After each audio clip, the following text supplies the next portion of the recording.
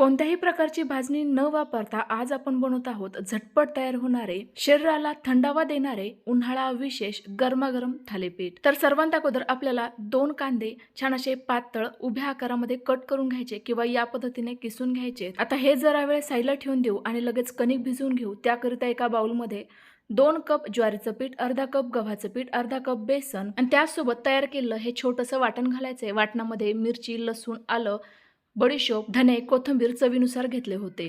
सोबतच एक काकडी देखील सालीसह किसून घातली। गरजेनुसार कांदा घातला, थोडीशी हळद आणि चवीनुसार मीठ घालायचं। संपूर्ण साहित्य व्यवस्थित मिक्स करायचंय आणि लगेचच थोडं थोडं करत पाणी घालून छान अशी, जास्त पातळही नकोय किंवा जास्तच घट्टसरही नकोय, या पद्धतीची कणिक मिक्स करून घ्यायची। यासोबत खाण्याकरिता एक चटपटीत कैरीची चटणी करूयात। त्याकरिता कैरीच्या फोडी, गूळ, लसूण आणि कोथिंबीर मिक्सरच्या भांड्यात घातलं। जराही पाणी न घालता दरदरीत असं फिरवून घेतले। आता याला तडका देऊयात। त्याकरिता तडका पॅनमध्ये 2 चमचे तेल, जिरे, मोहरी आणि त्यासोबत थोडंसं लाल तिखट घातलं।